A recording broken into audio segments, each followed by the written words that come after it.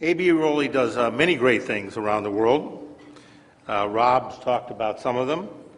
And of course, globally, advancing women's rights and the role of women is of particular importance. For example, and we've just read about it in the newspaper. Actually, we talked about it at our meeting today. Martha brought it up again. And that is what happened just a few days ago in Saudi Arabia, where Sharia law forbids women for driving. A man can get a ticket and pay a couple dollars. A woman was sentenced to 10 lashes. Amazing, 10 lashes for driving a car. Now, the good news is the Saudi king commuted that sentence, but the story and that possibility highlights that we have a lot of work left to do around the world. You know, of course, it goes without saying that women are the linchpin of creating sustainable and equitable development. No question about that, right? And we always hear the statement, it takes a village, right? It takes a village to raise a child. Well, who in that village do you think are raising those children? The women. And we have to make sure that they get all the support they can possibly get from us. And for that reason, we will continue to do what ROLI does so well, and that is to provide support and justice for those people.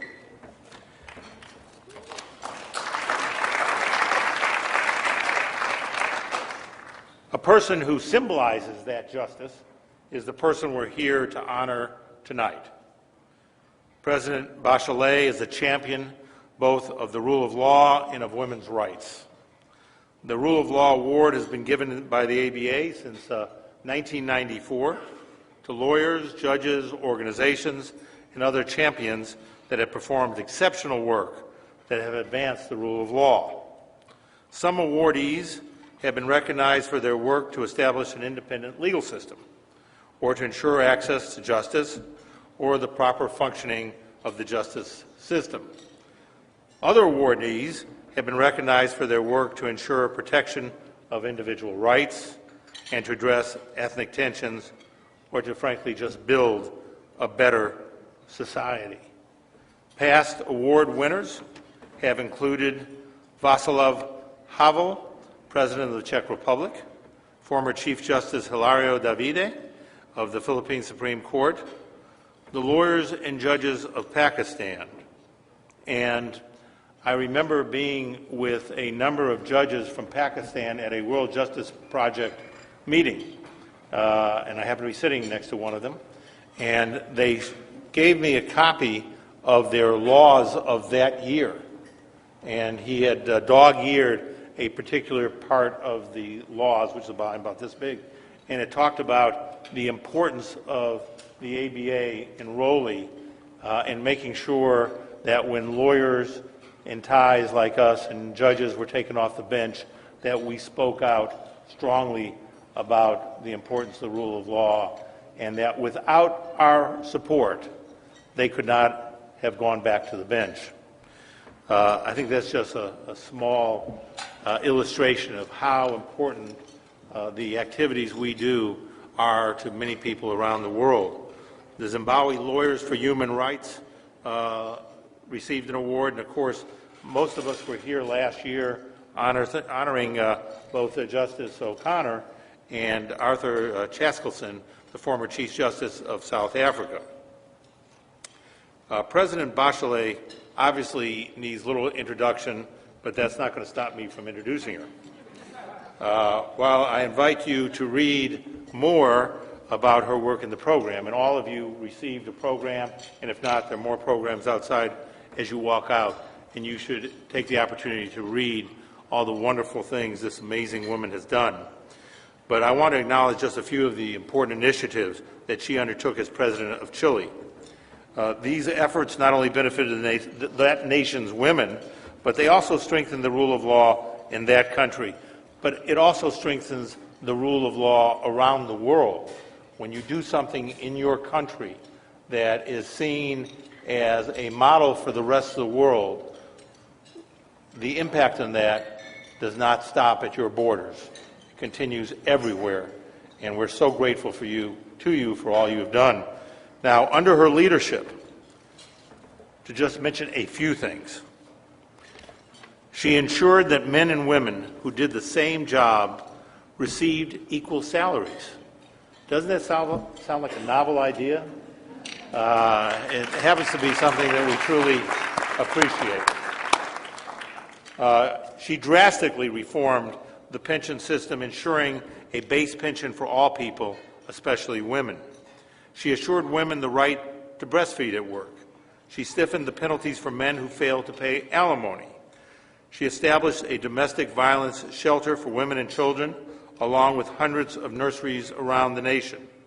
She allowed the admission of women to the Chilean Naval Academy. She leveled the playing field so that an equal number of men and women are now serving in top government jobs, including the cabinet.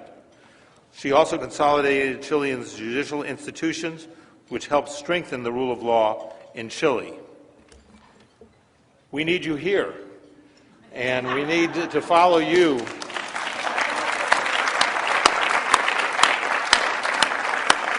And the example that you have set for all of us. We are indeed grateful to you, and we are privileged to present you with this award. Please join me in thanking President Bachelet.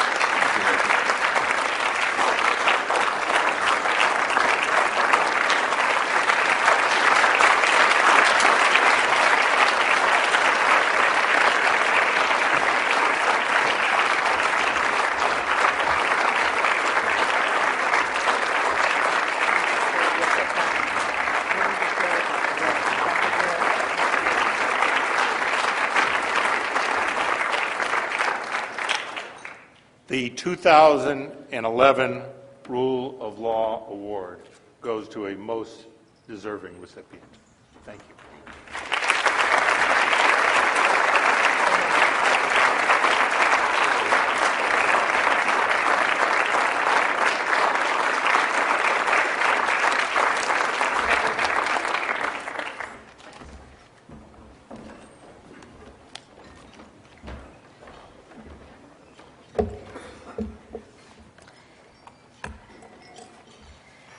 Good evening, and thank you.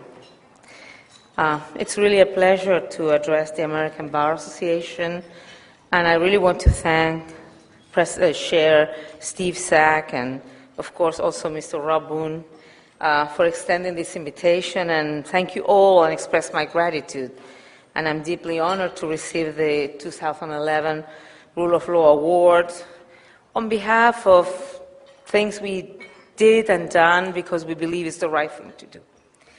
But also on behalf of UN Women, because we have been working on women's rights and will continue working, and we know that we have partners here in this room. It's an honor, and it makes me even more committed to human rights, to women's rights, and the rule of law. Today, I would like to share with you and briefly describe UN Women, what I hope to accomplish as the first head of this new UN agency, and why the rule of law is so important to our success and to meeting the aspiration of women around the world.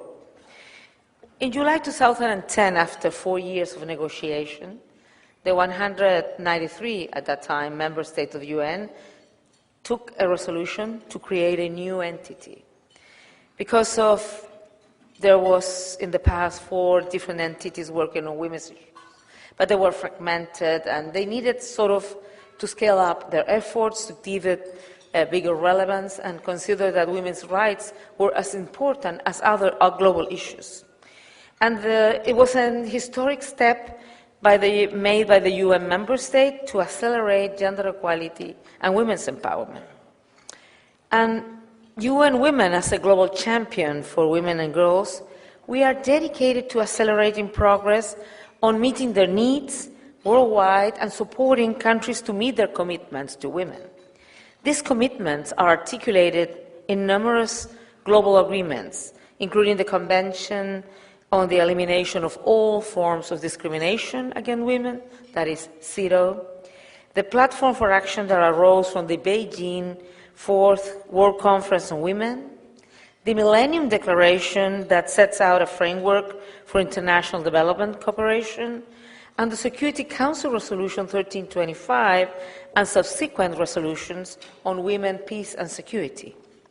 And to make concrete progress, UN Women has identified 5 strategic areas on which we will take the lead, namely strengthening women's leadership and participation, enhancing women's economic empowerment, ending violence against women and girls, integrating gender equality into all aspects of national planning and budgeting, and incorporating women and women's rights into all peace and post-conflict processes. Of course, we'll be working many other issues, education, migration, and so on, but there are other UN entities who do have that specific mandate, so we will be building partnerships with them. Now, all of these areas involve women's access to justice and strengthening the rule of law. As the UN Secretary General has stated, the rule of law is at the very heart of the United Nations mission. That is why earlier this year, for our first major report at UN Women, we chose to focus on women's access to justice. This stems from the recognition that laws and justice systems that work well are the foundation for social justice and gender equality. We found that all over the world, remarkable transformations have taken place over the past 3 decades in legal frameworks that advance gender equality. As an example, a total of 186 countries have ratified the Convention on the Elimination of All Forms of Discrimination Against Women. 115 countries guarantee women equal property rights, and at least 43 have adopted election law quotas to increase women's representation in national parliaments. In our comprehensive review of legislation, we found that 125 countries have laws against domestic violence, which is an extraordinary shift even from 10 years ago. This shift is important not only because of the protection it affords women, but also because it signals a willingness on the part of governments to regulate the private sphere as well as the public domain. But we also found that although the rule of law is a cherished principle and a cornerstone of democratic governance worldwide, in too many countries still, the rule of law rules women out. Laws that discriminate against women are found in every region, and even where the laws are gender equitable, there are vast implementation gaps. Meanwhile, the institution of justice, the police, the courts, and the legal aid system too often fail to meet women's needs. One thing is certain: ensuring equal access to justice for women and men must begin with ensuring that the laws themselves treat women and men equally and fairly. And this means 3 things, at least 3 things. First, that the concerns that women face are addressed within the legal framework. Issues such as domestic work or violence against women have been viewed as private issues and have until recently been absent from the legal framework. Second, that there are mechanisms to implement laws in an equitable way for women. We have learned, for example, that it's not enough to legislate that women and men have equal access to land and property, because without legal aid, without joint titling programs, efforts to support gender equality through legal reform have often had disappointing outcomes. And third, that lawmakers and judicial officials are mindful about the impact of the law on gender equality and women's rights. Because sometimes laws that attempt to provide greater protection can make women more vulnerable. Laws that criminalize transmission of HIV and AIDS, for instance, might end up penalizing a woman who was unknowingly infected by a partner, who cannot afford to be tested, and who unknowingly transmits the virus to another person. Fundamentally, the rule of law depends on access to justice. And here, I have to say that the record is uneven. In many places, women do not know their rights, and I think the video was so clear about that. They depend in many places on male relatives for assistance and resources. They are afraid to report violence, fearing retribution from relatives or partners, neighbors, strangers, or public officials. Many cannot reach the courts because they're too far away, or because the costs are so high, or because they cannot leave their children. Even if a good judgment is obtained, it may not be enforced, making the situation even worse. But there are a number of ways in which these obstacles are being overcome, which I would like to share with you tonight. We have found that one of the most effective ways to improve women's access to justice is to increase women's visible presence and leadership across the justice system. When women are the police, court officials, prosecutors, investigators, judges, and legal aid providers, it not only creates more representative institutions, it has a profound impact on outcomes. Let me give you some examples. I'm not talking theoretically. I'm talking what we have seen on the ground. For example, more women officers in police stations results in a higher rate of women reporting sexual assault. In Liberia, the all-women Indian-formed police unit, which has been part of the peacekeeping operation there since 2007, has generated increased reporting of crimes against women and has also boosted local recruitment of young women into the police force. And I have to add, as former Minister of Defense, when you want to empower women, because what you saw in the video when they explained that for them women were citizens of a second class. So rape was something like normal to do. It was not something important. So we need to empower women. And one of the things that is very important when you see peacekeepers, female peacekeepers unit, police unit or army unit or whatever, it gives also the sense of women that women can be powerful. So that's why we are trying to incentivize countries to send more female units to the different conflict or post-conflict countries. Whether as police or judges, as parliamentarians or activists, women can play a critical role in driving the change we need to see. In those countries that have seen large increases in women's representation in political decision-making, progressive laws on labor rights, health care, and property often follow. Women have demanded change in laws that discriminate against them, shaping new laws and policies to drive forward positive change. The second key means of improving women's access to justice, if I said the first was a bigger presence of women in all the different levels of the justice system, the second are institutional innovations designed to overcome the specific obstacles that women face. And one important example, and a very positive example, is the creation of the so-called one-stop shops that gather all the necessary services of the judicial process in one place. And there are many examples in the developed world, but also in South Africa, dealing with domestic violence. The fewer steps a woman has to take, the more likely she is to pursue justice. One-stop shops have been used in a number of countries and are proving to be a low-cost approach to reducing the attrition in the justice chain. Laws and implementation matter, but so does the delivery of justice. The rule of law requires that the police and the courts apply the law fairly and without bias.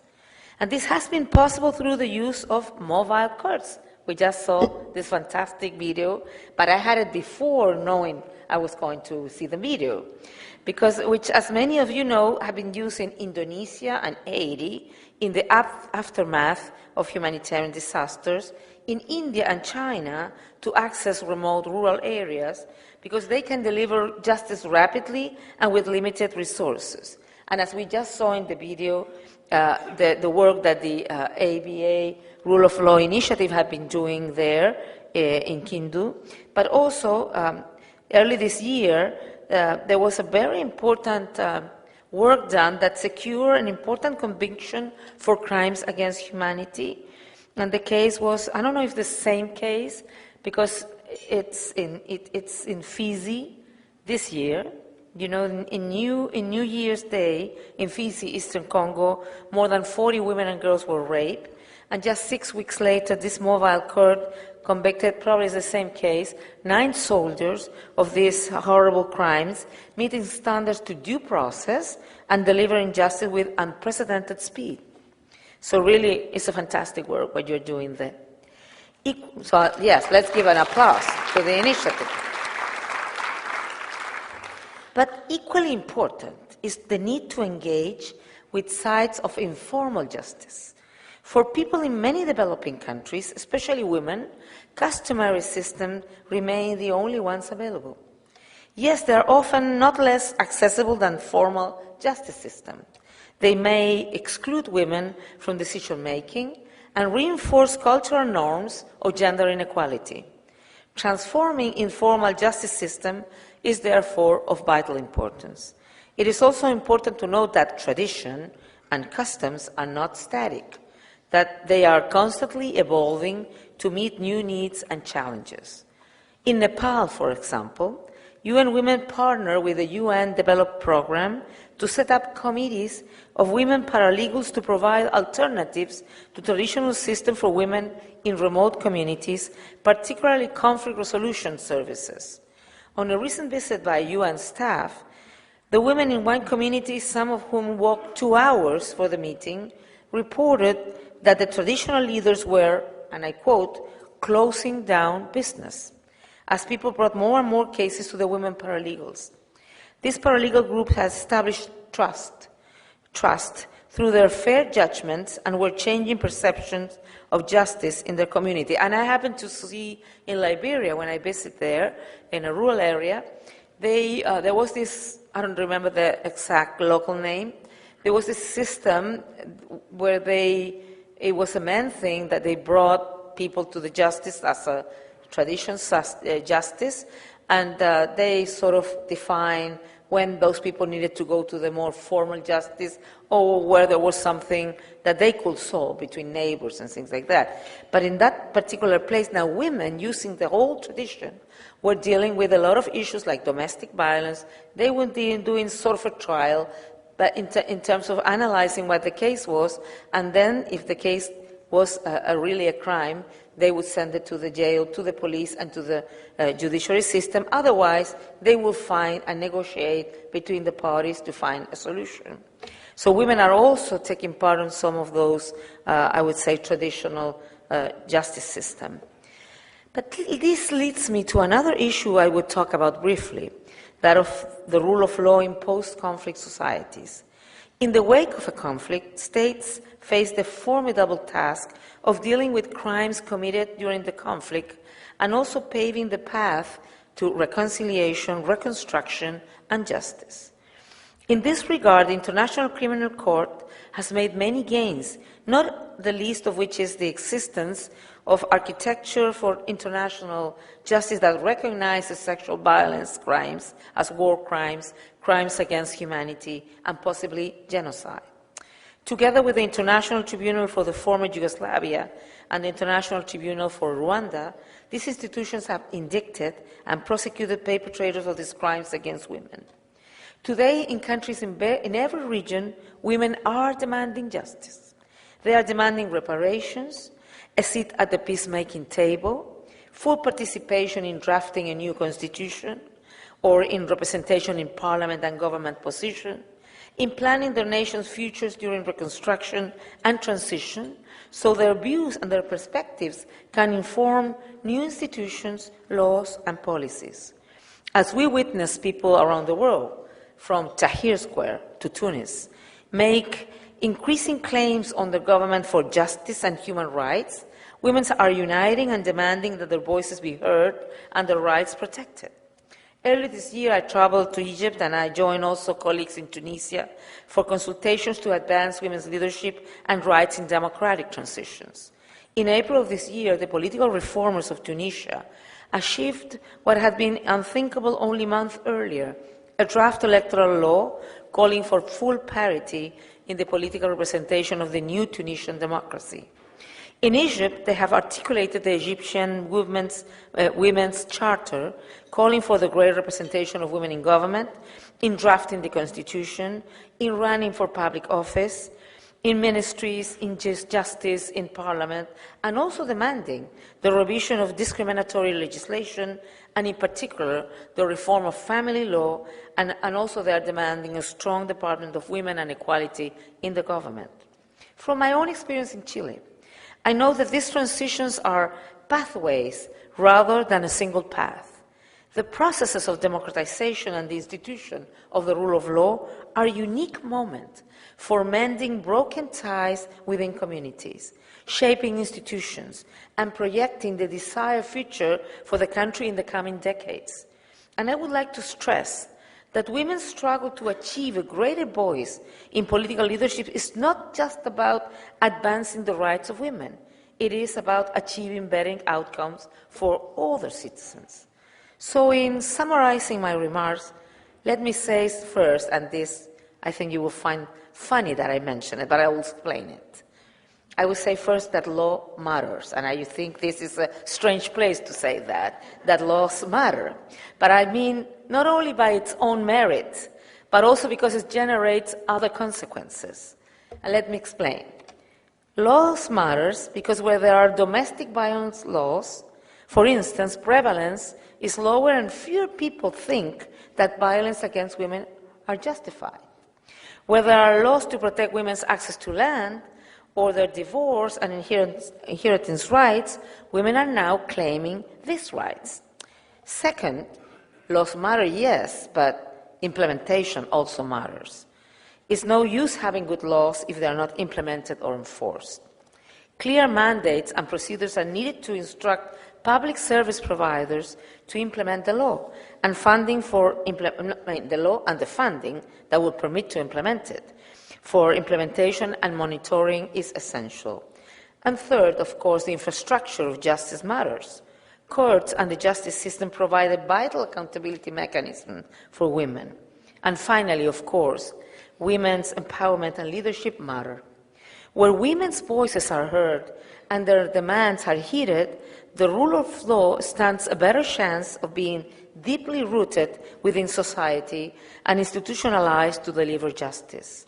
So in closing, I would like to invite all of you to join me and other UN partners to support women's access to justice and to help women to use the law and international human rights instruments to strengthen the rule of law in countries around the world. So I really want to thank you very much for all that you do. Thank you very much.